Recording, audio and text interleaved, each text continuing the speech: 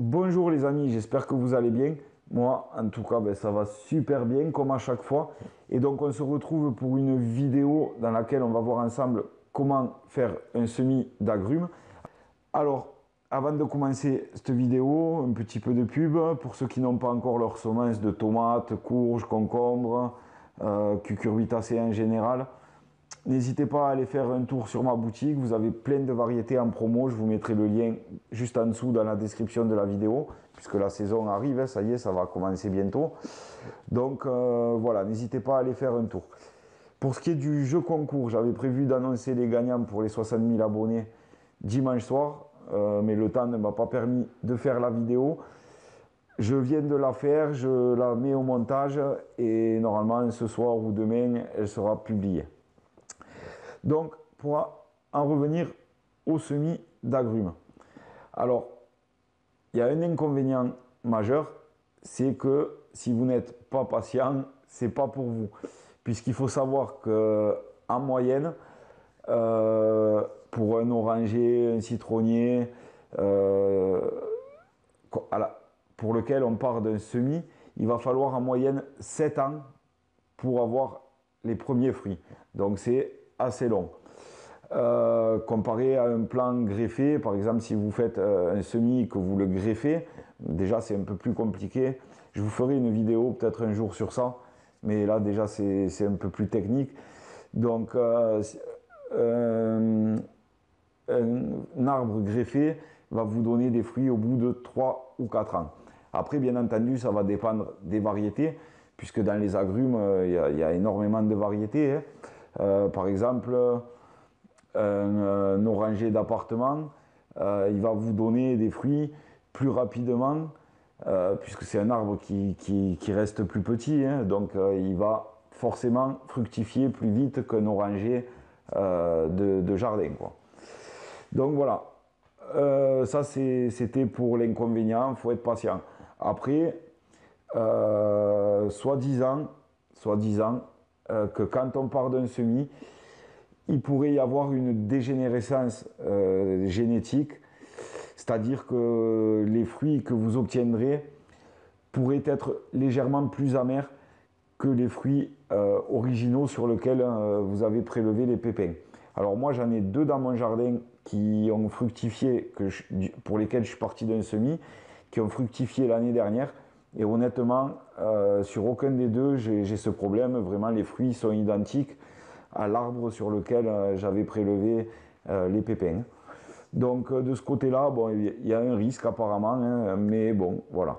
Après, c'est toujours gratifiant vraiment d'avoir un arbre magnifique et que c'est nous qu'on a planté la graine, quoi, hein. C'est vraiment gratifiant. Puis même si vous avez des enfants, c'est assez, voilà, c'est intéressant de faire ça avec eux et puis de suivre l'évolution de cet arbre au fil des années. Donc voilà, après un avantage, c'est que souvent en jardinerie, bon, on ne trouve pas, déjà vous allez payer les arbres assez cher, et puis on ne trouve pas énormément de variétés, quoique certaines maintenant commencent à importer des variétés un peu plus rares. Par exemple les mains de Bouddha, les citrons mains de Bouddha ou les citrons, les limetiers. Ça commence à arriver, j'en ai déjà vu. Par contre, quand vous allez dans un supermarché ou dans certains supermarchés, j'ai déjà repéré des variétés assez peu communes qu'on ne trouve pas les plants en jardinerie. Donc voilà, vous achetez le fruit, vous récupérez les pépins et vous pouvez les semer. Alors, avant de commencer les semis, il faut savoir que les pépins, comme tous les arbres fruitiers à noyaux, etc., les pépins, c'est pareil, il va falloir une période de stratification. La stratification, c'est une période de froid. Le pépin ou le noyau a besoin d'une période de froid pour pouvoir ensuite germer. Donc sur les noyaux, c'est des périodes assez longues. Pour les pépins, c'est un peu plus rapide, on va dire. Alors, il y a deux façons.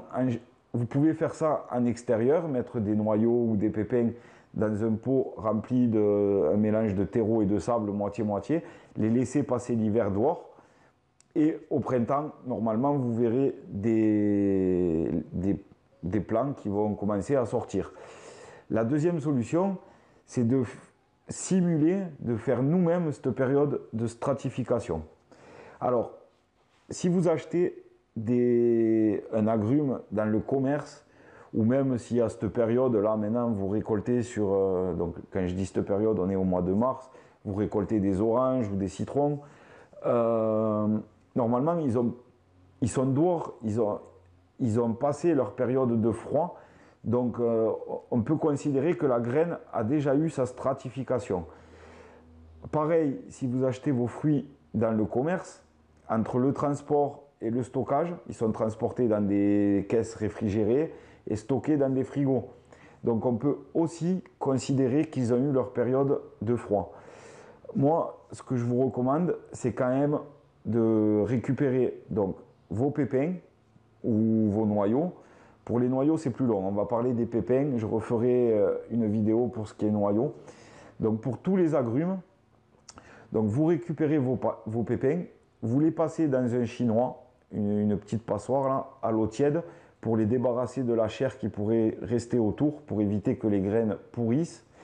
Ensuite, vous les mettez sur un coton humide ou du papier essuie-tout que vous humidifiez. Vous posez tous vos pépins dessus, vous les mettez dans un tupperware et vous mettez ça au frigo pendant 15 jours. Une fois que ça c'est fait, donc moi je les avais déjà préparés avant cette vidéo. Donc vous les faites tremper, j'incline pas trop pour pas que ça se renverse. Donc vous allez les faire tremper 24 heures dans l'eau de façon à ramollir l'écorce. Donc ici moi c'est des graines, je ne sais pas si on les voit, je ne veux pas trop renverser, c'est des graines de kumquat que je vais semer. Voilà, puisque j'en ai chez moi et je voulais, voilà, pour la vidéo, j'ai pris ça. Donc, autre chose, il faut que vos fruits soient bien mûrs. Comme ça, ils auront développé, les graines seront viables. Si c'est des fruits pas mûrs, les graines, en général, elles seront plates quand vous allez les récupérer et elles ne vont pas germer. Donc, voilà. Ensuite, comment les semer ? Il y a plusieurs solutions. Alors, il faut savoir que les agrumes, de manière générale, il faut une température d'environ 25 degrés c'est l'idéal pour la germination. Alors, à cette saison, dans un appartement, même chauffé, en général, on est autour de 21-22 degrés. Ça devrait lever, mais ça peut rallonger la durée de germination. Donc, l'idéal, c'est de semer dans des mini-serres comme ça. Alors, bien sûr, percer avec des trous de drainage, puisque les agrumes n'aiment vraiment pas les excès d'humidité. Ça pourrait faire pourrir les plants ou même les graines directement avant même qu'elles ne sortent. Donc, une serre percée, ou alors tout simplement un petit tupperware là, simple, premier prix, que vous percerez également. Et avec le capuchon, ça fera effet de serre. Donc, au niveau du substrat, vous pouvez faire un mélange de 2 tiers terreau, 1 tiers sable, ou 2 tiers terreau, 1 tiers tourbe, ou alors 2 tiers terreau et finir avec la couche supérieure avec du terreau à semis ou du terreau que vous aurez tamisé. Tout simplement parce que les graines, les pépins d'agrumes ont vraiment besoin d'un substrat drainant et léger pour pouvoir germer. Donc voilà. Donc moi, je vais utiliser ce genre de mini-serre. Le fait d'avoir le couvercle, je vais la placer en intérieur à la lumière et dedans, il y aura largement les 25 degrés. Après, si vous faites ça d'ici le mois de mai, je pense que vous allez avoir les 24-25 degrés dans votre maison ou dans votre appartement largement. Mais à cette période, mieux vaut utiliser ça. En été, vous les aurez largement. Donc voilà. Alors, ce que je vais faire, c'est que je vais remplir, je vais vous le montrer, je vais remplir avec mon terreau, les graines s'enterrent les pépins s'enterrent à 1,5 cm, ça suffit largement. Et donc, une fois que les pépins auront tout le temps de la germination, en fait, sur ces serres, il y a des ouvertures. Voilà. qu'on peut ouvrir et fermer. Donc le temps de la germination, jusqu'à ce que je voie les premières plantules apparaître, je vais laisser fermer. Ça va permettre de créer un climat super humide à l'intérieur. Il va y avoir quasiment 100% d'humidité, puisque le terreau, l'humidité du terreau va remonter. Vous verrez, il va y avoir plein de condensation sur le capuchon. Et après, cette condensation retombe. Ça veut dire que vous n'allez quasiment pas avoir besoin d'arroser votre terreau tout le long de la levée.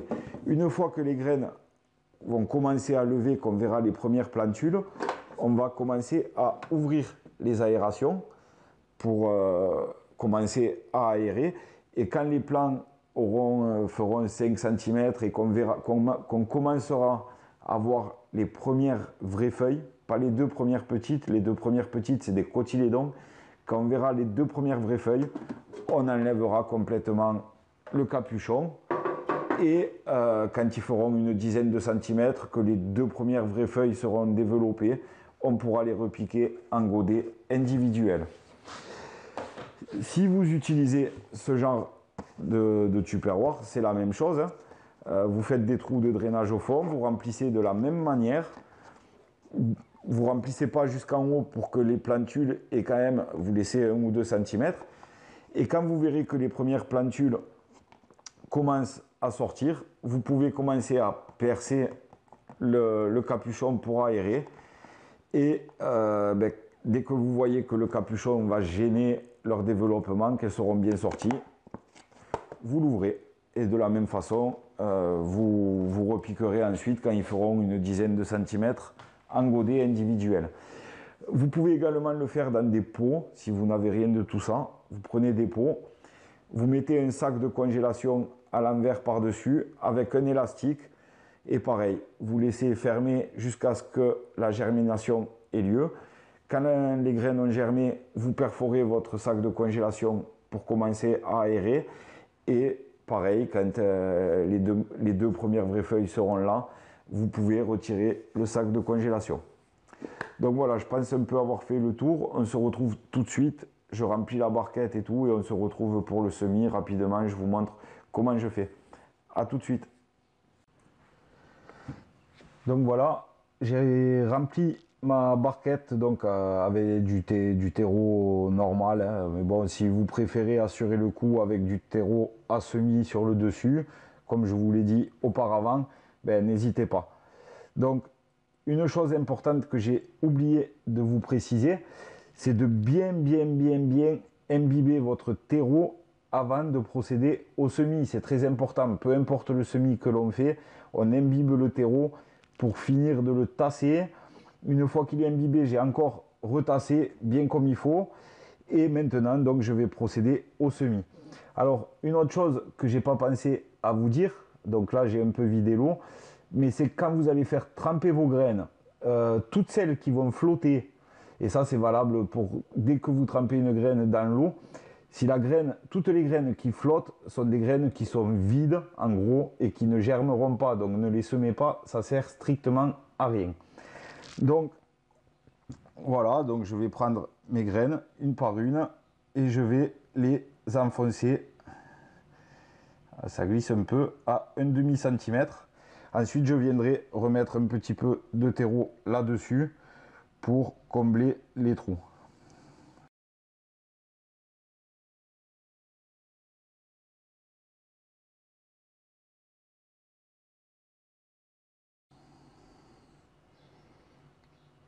Donc après, il faut savoir que ça peut quand même prendre jusqu'à 1 mois pour lever.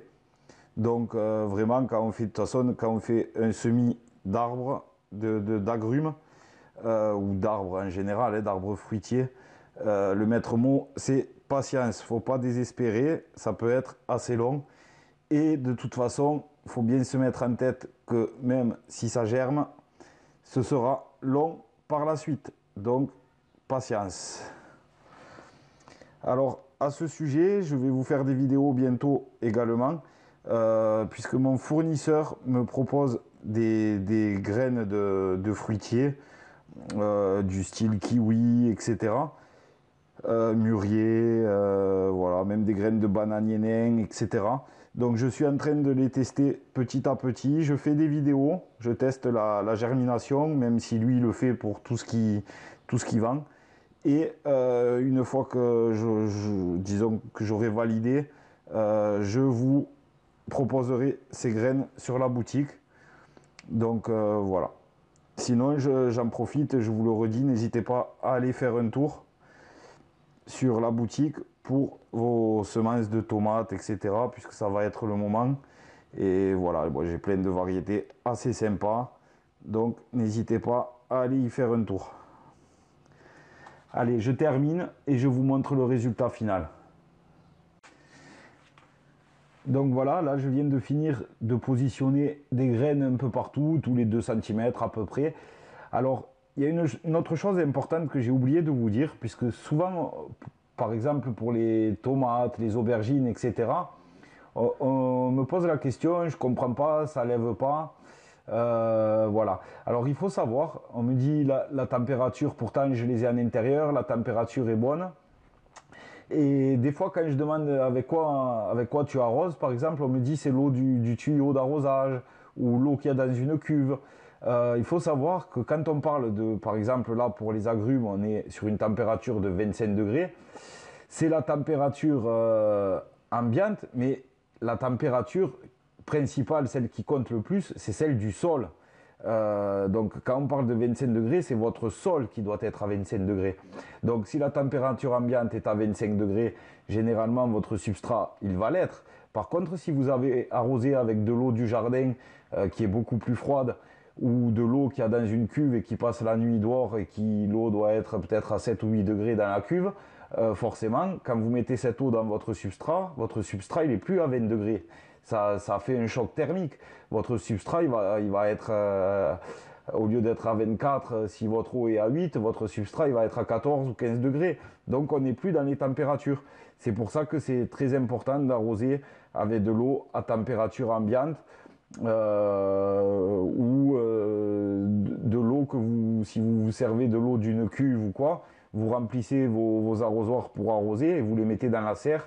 Comme ça, l'eau sera réchauffée pour les arrosages.